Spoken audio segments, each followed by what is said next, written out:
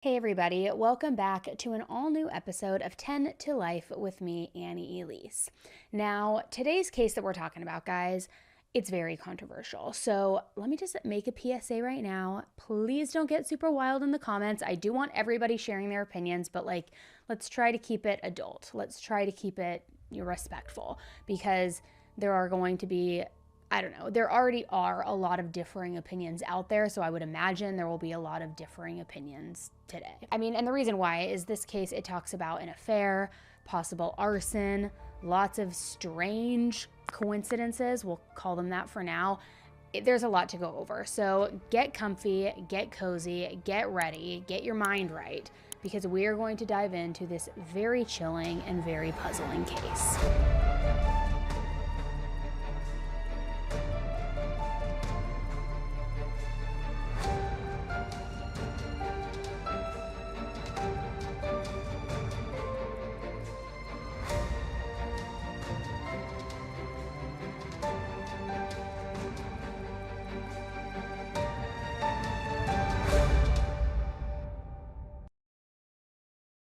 In 2007, 42-year-old Linda Stermer was a vibrant mother of 5. Linda loved being a mother. She loved being a wife. She also loved animals, specifically horses.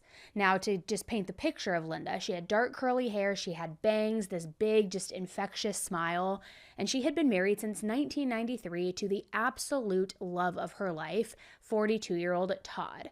Now, Todd was really tall with dark hair. He had these dimples when he smiled, just very handsome. Like Linda, he also had this infectious smile. He loved to hunt. He loved to build things. He was very just manly. He loved anything that had to do with sports. But more importantly, he just loved his family, just like Linda did. The two of them were a perfect match. This great-looking couple, amazing children, a pretty well-rounded life, right?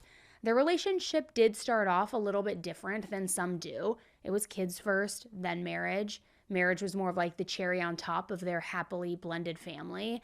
And part of the reason for why they actually waited to get married for 4 years is because when they met in 1989, Linda was going through a divorce at the time. She also had 2 little girls from that previous marriage, Ashley, who was just 3 years old, and Brittany, who was 2 years old. Now, it couldn't have been easy to get back into the dating pool while going through a divorce with 2 little kids. But luckily, Linda met, a diamond in the rough, if you will, because Todd seemed like the total package. Not only was he tall, dark, and handsome, but he loved kids. He didn't have any of his own at the time, though, but he didn't shy away from the idea of starting a family. In fact, when Linda met him, she told him right off the bat about her divorce and her children. And Todd's response to that was, "Well, that's perfect. I'll only make boys then." Kind of just trying to joke with her and calm her down and just, make it feel good, make her feel secure. And from there, the two of them hit it off. Just like Todd had predicted, their 2 children together were boys.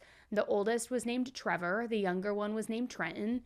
And after they had all 4 of their children now, Todd and Linda decided it was time to get married. It was a really happy day, too, with all of their friends, all of their family, their 4 children. A beautiful day. In addition to her own kids, Linda also had a 2-year-old nephew named Corey.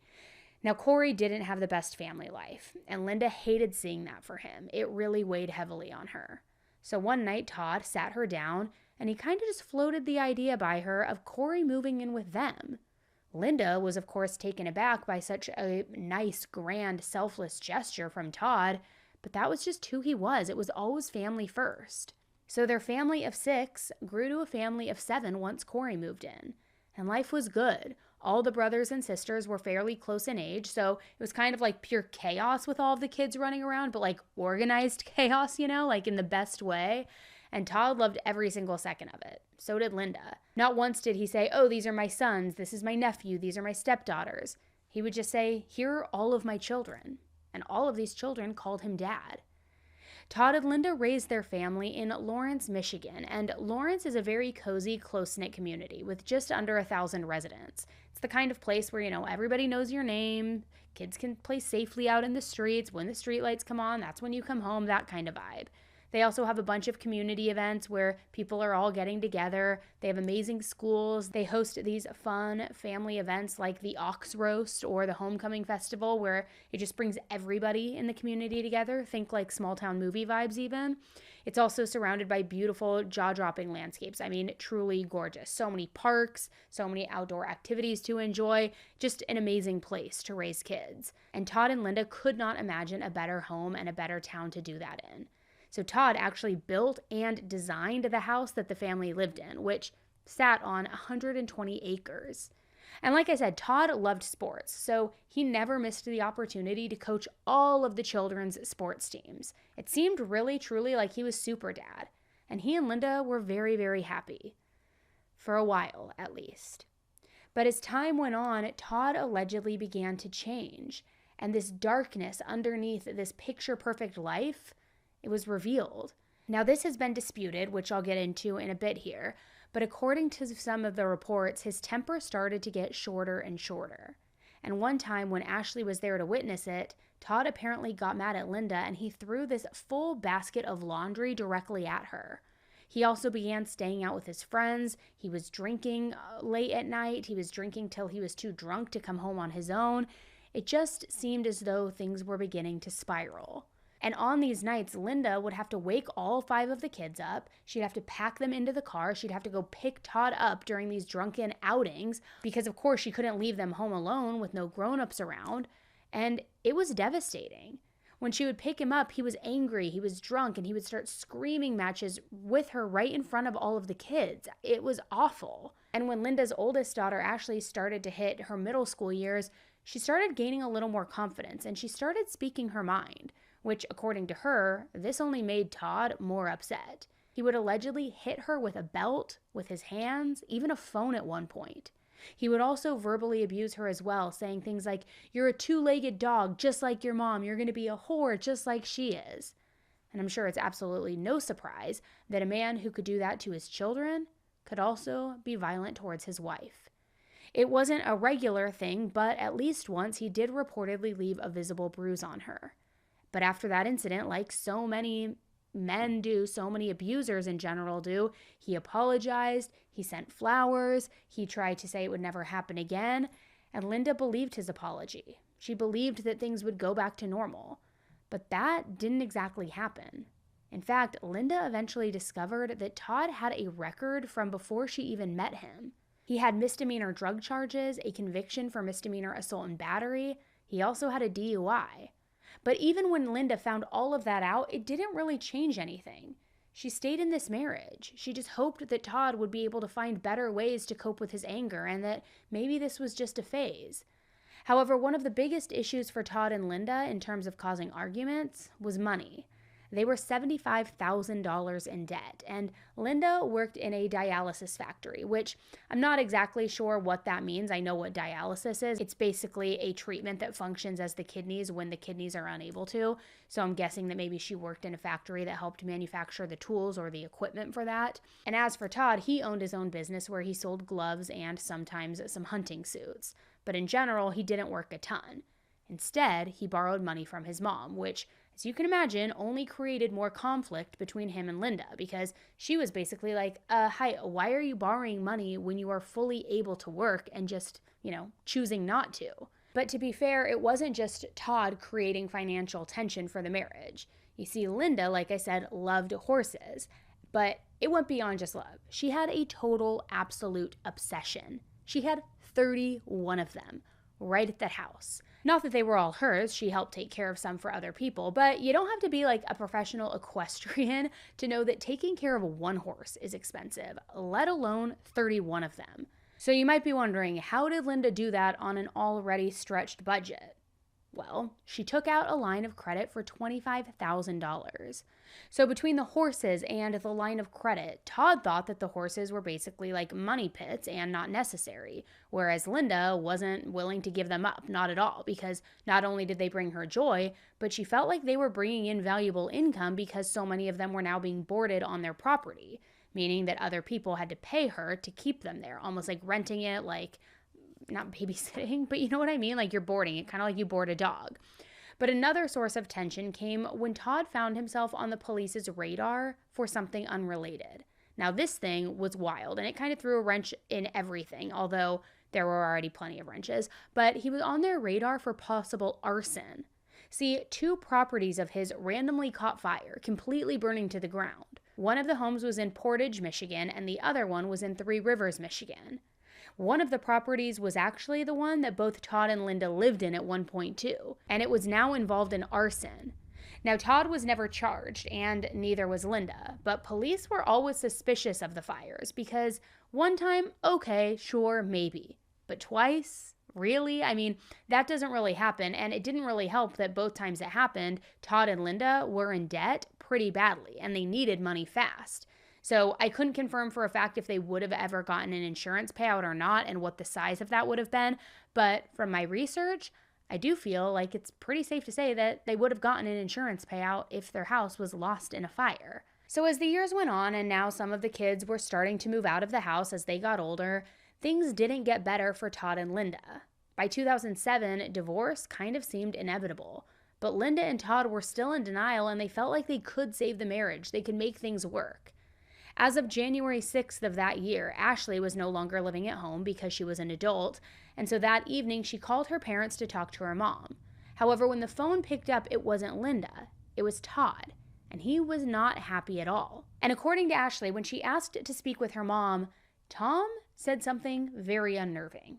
He said, "Your mom's not here, but I had a conversation with God, and I'm not decided yet, but one of us is leaving in a body bag.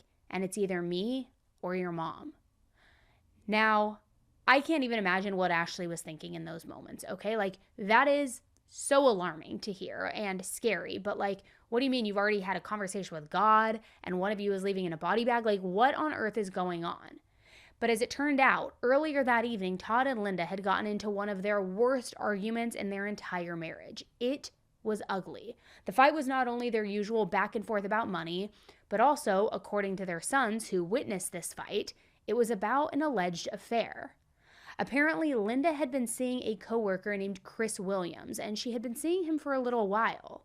Somehow, Todd found out about her cheating, and it absolutely sent him off the rails. There was no turning things around at that point for Todd and Linda. I mean, mounting debt was one thing, but now sleeping around or sleeping with somebody else, that was another. So once the two of them stopped arguing, they sort of headed off to different areas to just like cool down, to gather themselves, to just collect themselves. It's unclear where Linda went and why Todd didn't let her know that her daughter had called, but by the next morning, Todd and Linda started fighting again, just kind of picked right back up where they left off. But this time, it was once again about money. So Linda again decided to just get away, get some air, clear her head, and she decided to head to the gas station. She wanted to grab some food, get some gas, and just take a breather for a moment. She knew that when she got back, she was going to finally have that big divorce conversation with Todd, the one that they had both been putting off for so long. So when she got back home, she told the 3 boys to get out of the house for a little while. She didn't want them to overhear this conversation, especially if it got ugly, so head out, me and your dad are going to talk for a little bit. Linda just thought that it was going to be too hard on them to hear everything and that it would just be better for everybody if they didn't have to be around for it. So she suggested that they leave and go see a movie. It wasn't necessarily like a true suggestion. It was more like her saying like, hey, get up, go right now, go see a movie, just get out of the house. Brittany, the daughter, wasn't around the house for this. It's not clear whether she was still living at home at this point or not, but in any event, she told the boys to go. So when Trenton went to go say goodbye to Todd, who was lying on the couch, Linda stopped him from doing so and said, hey, don't do that. Your dad's sleeping. Don't wake him up. Basically, she just wanted them to like scurry out of the house as quickly as possible. Don't say goodbyes. Don't wake anybody up. Just go. I need to have this conversation. She wanted them out of the house right away. So after the boys left, Linda and Todd argued about the divorce for a while. Eventually, later into that evening, Linda went to do some laundry in the basement while Todd was upstairs watching TV. And when she was gathering up the clothing, she found a towel that she had assumed Todd had put down there to get washed. But the towel smelled like gasoline. Now, she didn't think much of it at the time. They lived on a farm, and Todd was always out working on stuff, including cars and farm equipment, so it wouldn't be unusual for him to get some gasoline on him and maybe wipe it off with a towel. So she decided to just throw it in with the wash like usual, with everything else. But then all of a sudden, Todd started screaming. But it was different than his angry screaming. This sounded like he was scared and like he was in an immense amount of pain. So Linda dropped what she was doing and she ran upstairs to see what was going on. Well, when she got to the living room, flames were spreading all through the room, and Todd was on fire.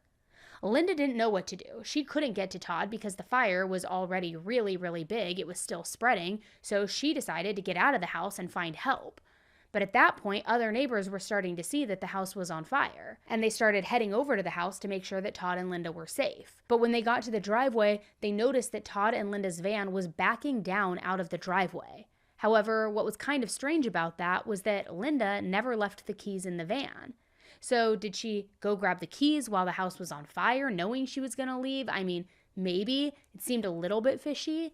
If she did, you would think that maybe she would have also grabbed her purse as well, which probably would have been near her keys, or her keys would have been inside of it, and she would have had that, and she could have had her phone in that case to then call 911. I mean, possibly, right? But that's not what it seemed like. It seemed like she just grabbed her keys and was like booking it. And there's no way that getting her keys to get to the van to drive somewhere for help would have been quicker or easier than just calling 911 or calling the fire department. And in fact, this stood out to me. Linda had 2 cell phones, and she didn't use either one of those to call for help.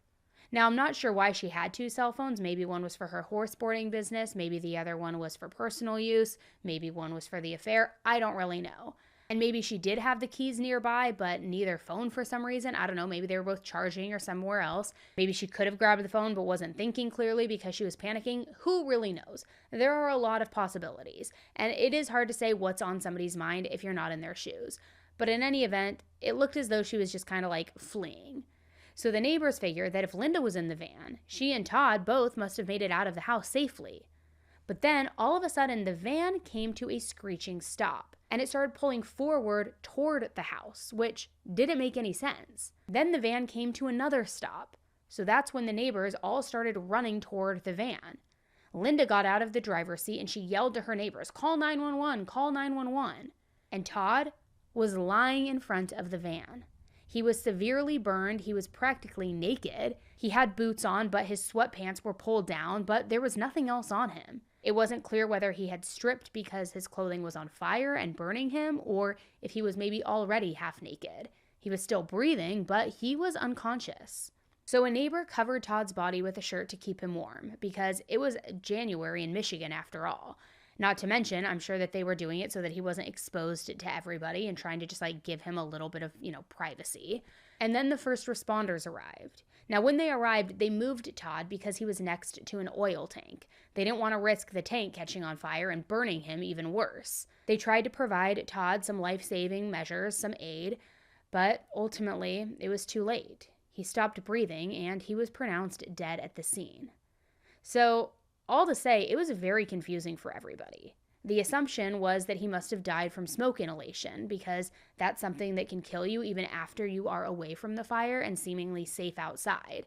But the whole thing was really suspicious, and the police needed to determine what caused this fire, whether or not it was an accident.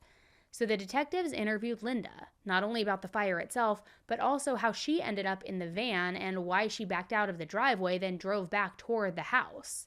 Well, when they interviewed her, she said that as she was leaving to get help, she saw Todd running out of the house with flames all over him. He was patting himself down. He was already severely burned, so she got out of the car to help him. She tried to get him to lay down, but she couldn't really help him because he was already so badly burned. So because of that, she said she got back in her car to go get help. But then she said she hit the gas, but the van wasn't moving. She had gotten stuck in the mud. So she continued to press the gas pedal to get the van out of the mud, but it just wasn't working. I did see the van moving. If not in the reverse position, forward after I stopped, she pulled back forward and parked it. I made the statement, "Where is Todd?" again, and she said, "Right there." And then it was like, just there he was. I just had, through the commotion, I'd never seen him. And he was laying there on the ground. Then when she looked toward the house again, she saw that the flames had gone away and that Todd was no longer on fire. So she figured since she wasn't going anywhere and since he was no longer on fire, it was safe to go and help him. So that's when she got out of the van and ran over to him. It was around that time that the neighbors came over and she had one of them call 911 when she was panicking, saying, "Call 911, call 911." So when the police asked her, "Okay, well, why didn't you just call 911 yourself, especially being that you have 2 cell phones?" She said, "That wasn't my first thought. My first thought was, get out. Todd's going to get out. I need to get out. And as long as he knows I'm out, he will get out." Which, okay, fair. We never know how we're going to act in a moment like that. So when the police took a look at the van that Linda had been driving, they looked pretty closely, and when they did, they found fresh blood on the front bumper and the undercarriage. So naturally now the big question was whether she had hit Todd with her car or not when she was pulling back forward. But anytime somebody asked Linda about it, she was just very dismissive. She basically said that in order to get her car unstuck from the mud, she had to put it in drive. And then the next thing she knew, Todd was mysteriously just lying on the ground, which, I don't know. I get that it could be chaos in that moment, but something just does not feel entirely right here, right? When her sons asked her about what had happened too, she said that she didn't want to talk about it. She just asked them to just believe her. So it was all kind of strange. She had a couple of interviews with detectives, and there was one on the day that the fire happened and then one on a couple of days later, but her story never really changed. It stayed pretty consistent. The insurance company hired a private investigator who came out and interviewed Linda as well. They were trying to determine if this fire really was an accident, in which case, if it was, they would pay out the claim, but before they could do that, they had to determine if it really was an accident, or if it was arson. So the private investigator asked Linda what her opinion was on what started the fire. And she said, "I feel like maybe Todd yelled at me once during the day and told me that nobody else would ever have me, and I think that maybe this fire was meant for both of us. But I don't think that I was supposed to be here." Kind of like she's making an excuse, but kind of also not really making a whole lot of sense. She also said that maybe it could have been a candle or possibly an oil lamp that maybe caused it, because Todd did like leaving those burning unattended. She also said that he had to bleed fuel from the furnace, which basically means that he had to remove any air in the fuel line. So she had suggested that maybe that's why there was that fuel on the towel in the basement, that maybe some had gotten on Todd in the process. So to double check if that was even possible, somebody from the insurance company took the towels from the washing machine in Linda's basement and tested them to see if they did have any gasoline on them. And 2 of them did test positive for gasoline.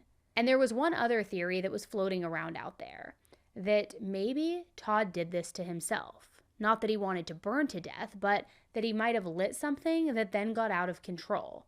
I mean, 2 of the buildings that he owned had randomly caught on fire. At least officially, it was random because nobody could ever prove that it was arson. But now you add in this 3rd fire, one that killed him? This was too much of a pattern. I mean, could Todd have been a pyromaniac? He did like having candles burning and an oil lamp all the time. Not to mention, he and Linda were in so much debt, and the insurance payments had to be pretty tempting. I mean, I don't know. Nobody knew what to think about any of this, and nothing could be ruled out. And during the investigation, the police also found an empty red gas can that was on the property. But Linda said that since they lived on a farm, they had a ton of those all over the place. It wasn't out of the ordinary to have one sitting right on the front lawn. Todd's autopsy was done right away, but the results also weren't very helpful in terms of showing whether he died in an accident or if it was due to foul play.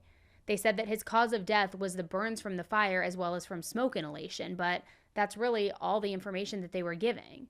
However, they also said he had blunt force trauma to his head, which included 4 lacerations. Also, 2 fractured ribs. So now it was unclear whether or not that was from him being hit by the van when Linda was acting so weird about everything, or whether or not he was hit in the head with something a bunch of times prior to the fire. I mean, either way, it was super suspicious, that's for sure. His tox report also came back, and it showed hydrocodone in his urine, which is an opioid in Vicodin. Now, since it wasn't in his blood, but it was in his urine, it was possible that he had ingested it several days before he died. And hydrocodone can be prescribed for pain relief, although it's not clear if either Todd or Linda did have a prescription, but it does have some negative side effects if you don't take it properly. You can be dizzy, it can cause drowsiness, it can cause confusion, just a bunch of different things. So it's possible if he had ingested this, Todd could have accidentally caused the fire because he was out of it, he was on hydrocodone. Or it's also possible that somebody else, like Linda, could have drugged him, all to make sure that he died in a fire. So again, this case it wasn't cut and dry at all, and police were highly suspicious about everything. Even if the fire was accidental, why was Linda acting so weird about whether she had hit Todd with the car or not? If it was an accident, why wasn't she explaining herself better? The reality was, Todd's blood was found on the car, so she did hit him. There was no sugarcoating it. And the fact that she was being so weird about it only made things look worse for her.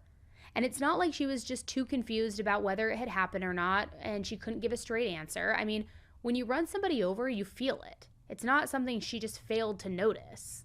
Todd's funeral was held later that week, and now suddenly, without any plans or foresight of this happening, Linda and the kids were on their own. She tried her best to get things back to normal, but her sons still had questions about what had happened. They had a tough time believing that their dad, somebody who had been very fit, very active, couldn't escape this fire, but their mom was able to. But again, Linda didn't want to give them any answers. I mean, none that made any sense anyway.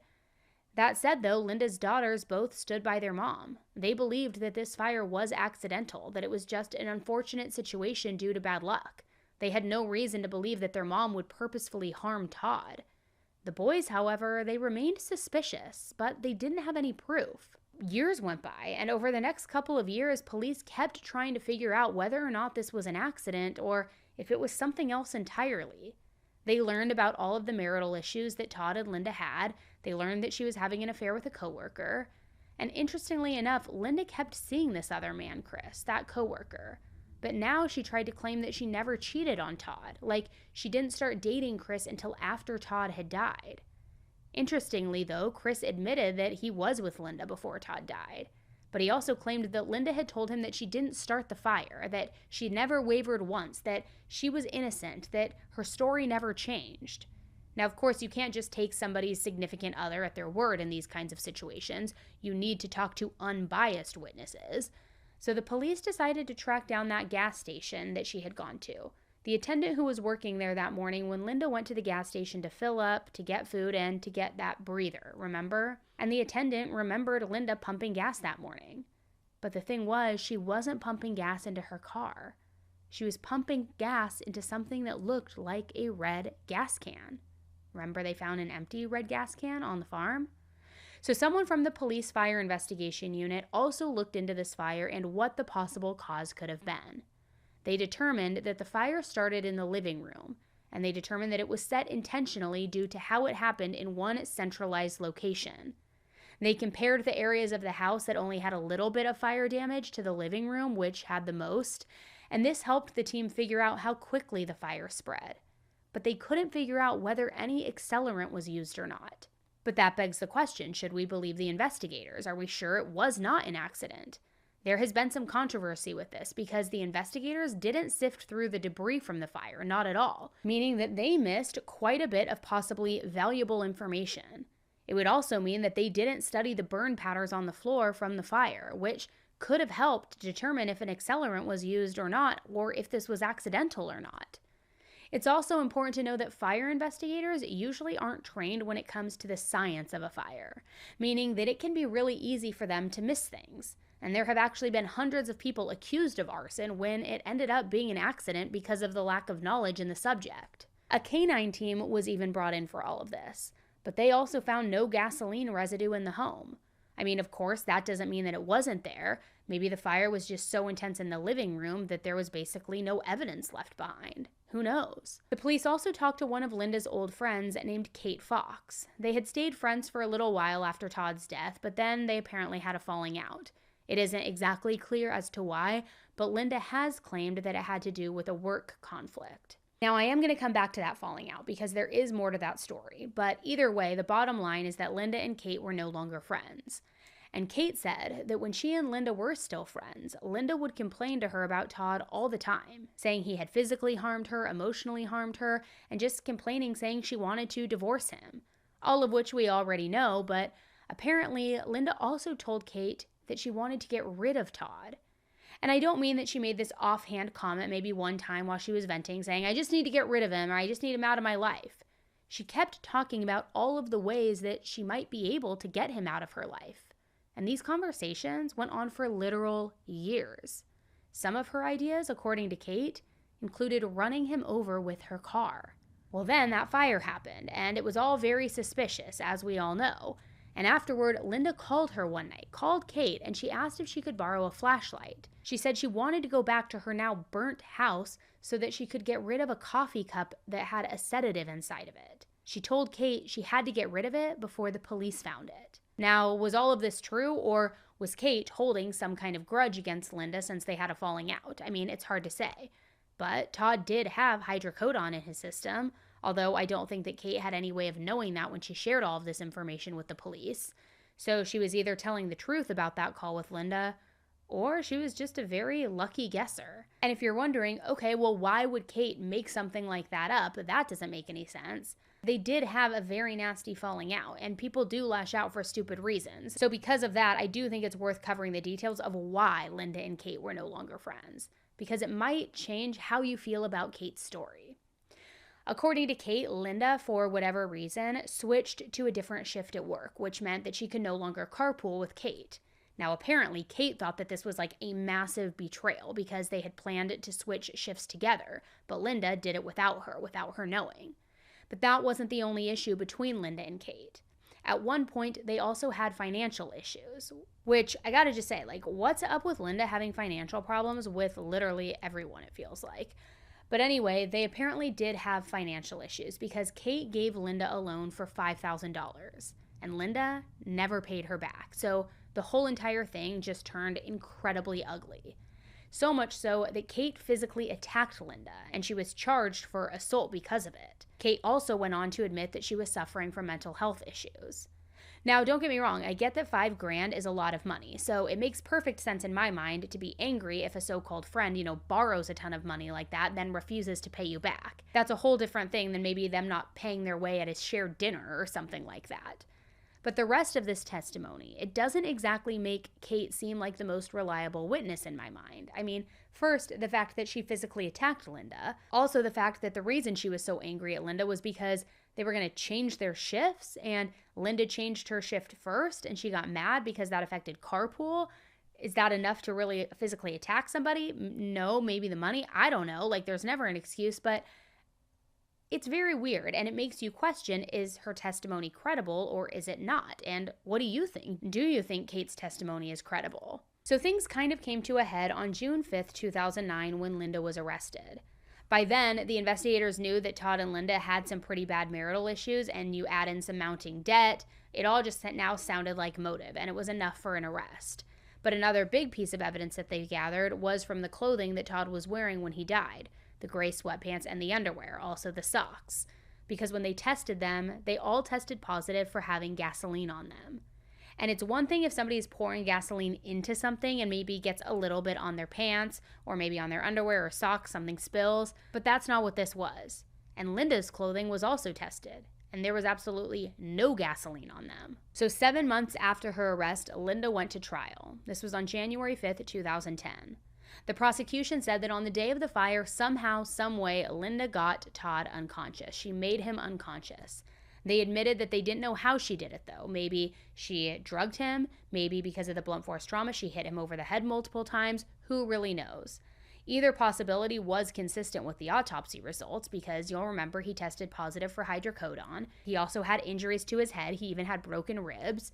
They couldn't determine if they were from before or after the van hit him, so it's plausible she did something to knock him out. Who knows? Then they say after that, Linda poured gasoline all over him and decided to just, light the match and set him on fire. However, when the plan didn't work and he came running out of the house, they say that's why Linda ran him over, because she wanted him dead. Her plan hadn't worked. Why she wanted him dead, though, was still kind of vague. It was assumed that she was just sick of Todd treating her poorly and she wanted to be free of him, but there was no certainty there, no concrete motive. Now, in response to all of this, the defense said, no, the fire was accidental. So was Todd getting hit by a van. Linda was blamed for a bunch of things that just simply weren't her fault. In the trial, Linda never took the stand, but the jury got to hear her account of what happened through her interviews with the detectives. Kate, the former friend, also testified about her fight with Linda and about that conversation that they allegedly had about getting rid of that coffee cup that had the drugs inside of it and all of that. Linda's lawyer also asked Kate, though, why she hated Linda so much. I'm sure the lawyer wanted to know if it had to do with Kate thinking maybe that Linda was involved in Todd's murder or not, but apparently Kate's response was, "She lied to me. She lied to me. She changed shifts without me." That's what their whole thing was about, changing shifts. So it isn't to say that everything Kate said was untrustworthy, but between her disdain for Linda and her admitted mental health issues, her credibility just was not the best. Even Kate's own brother got on the stand and said that basically Kate wasn't trustworthy. So during closing arguments, the prosecutor said to the jury, "I'm going to be talking about statements that Linda Stermer made. What I want to caution you on is, as we look at this, we know she is a liar. There is no question that she's a liar and will lie when it suits her. So as you're looking at the evidence, keep in mind anything she says is suspect. She's a liar. And we'll see not only the direct lies that she told, but we'll align our common sense to other things that she said to see if it makes sense and if it indicates that she's a liar.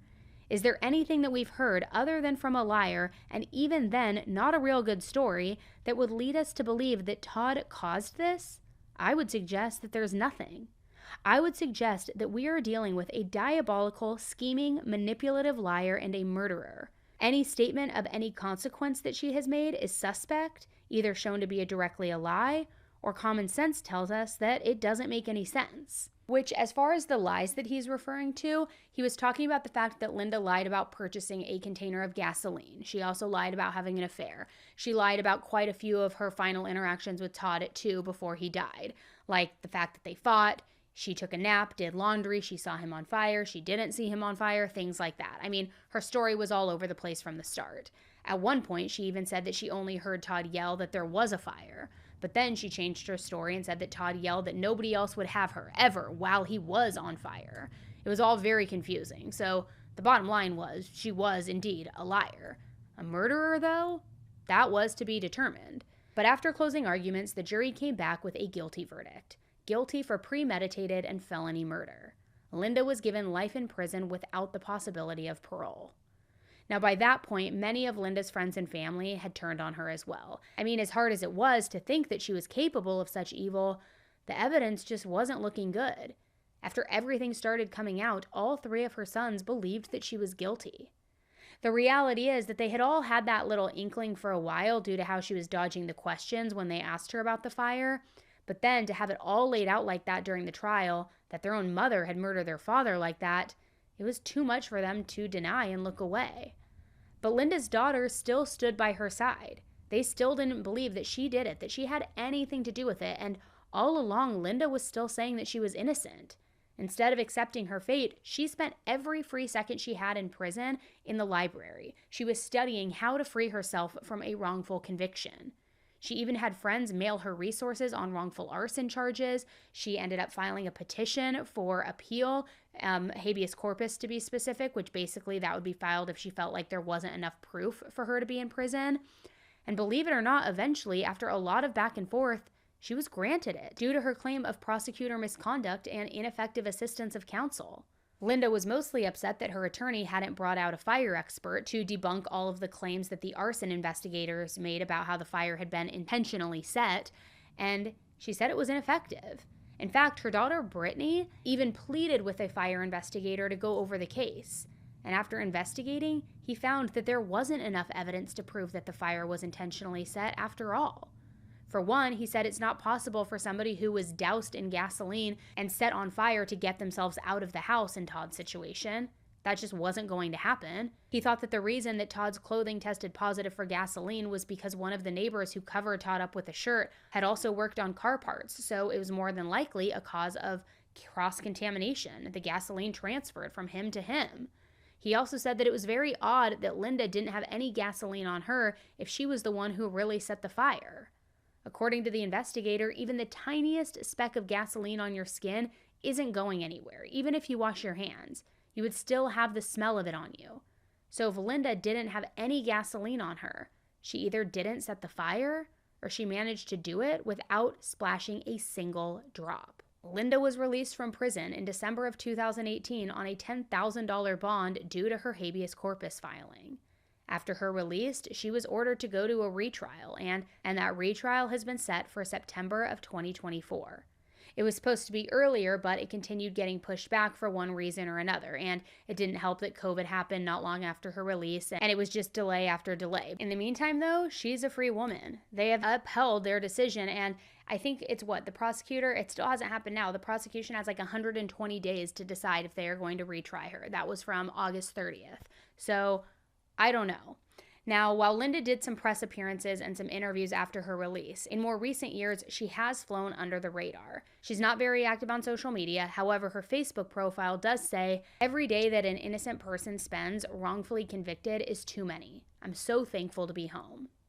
After an interview with 48 Hours, Linda also wrote a very long post on Facebook saying, "I've participated in a dozen hours, give or take, with 48 Hours. I've watched my daughters' hearts break again as they told their lives to the world, afraid of the backlash, but confident that they were doing the right thing. I learned things that I wasn't aware of. I watched the program as my sons told their story, listening as they told things that I knew were distorted. I spent countless time reading and hearing about the posts on Facebook. I didn't learn anything I didn't already know. No matter what the pain of others is, there will always be people who judge without all of the facts." So it appears that Linda is still close with her daughters, but is not close with her sons. And I'm curious to see if she will be retried, and if she is retried, if she'll take the stand for that new trial. I'm even more curious to see how all of it goes. I mean, she was already found guilty once, so I can't imagine that her defense team would have any new evidence to present. Maybe it's just all the expert testimony and arguments to say that this couldn't have been arson, this couldn't have been her doing this, it must have been him. Because remember, they said something like, it's laughable to think that somebody who was set on fire could run out of the house if they were doused in gasoline. So who really knows?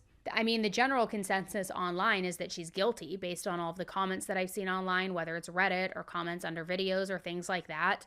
I feel like there are very, very few people who feel that she is innocent and feel otherwise, because whether or not the fire was started by her, she still ran Todd over with the van. And there has been a lot of comparison out there to Karen Reed, not just because that also involves somebody getting hit by a car and a lot of gray area about whether the death was an accident or a murder, but also because of how complicated it is and how many moving parts and pieces there seem to be. With that said, though, I have to ask you, how many coincidences do you see before they stop being coincidences? Did a horrible house fire really just accidentally start the exact same day that she decided to divorce Todd? Then he caught fire, he miraculously managed to escape, and then she accidentally ran him over?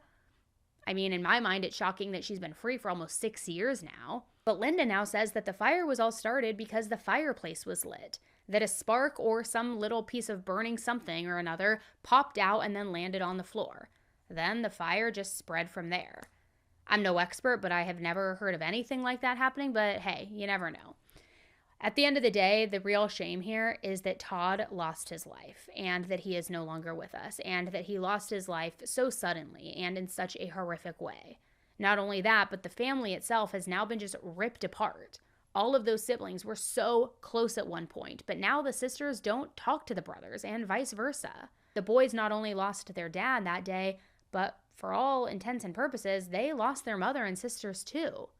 It's also important to note that all 3 of the boys came forward later on and said that Todd was never abusive.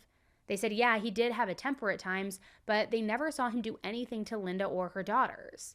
So I'm curious to know, what do you think about this case? Do any of you think that maybe, just maybe, Linda is not guilty and she just so happens to be the most unlucky person of all time? Or do you guys think that the jury got it right the first time and she should still be in prison for her life sentence with no parole? I mean, I do think it's odd that she had no gasoline on her, not even a tiny bit, because I feel like sometimes even when I go to pump gas, my hands smell like it after the fact. So if she was pouring it all over him, wouldn't some have splashed on her? I don't know. It's a tough one, and I think that's why it's so controversial. So let me know what you guys think in the comments below. Thank you guys so much for tuning in to another episode of 10 to Life. Don't forget, hit the subscribe button on your way out. It is totally free to do, and that way you won't miss any future videos. All right, thank you guys again, and until the next one, stay safe.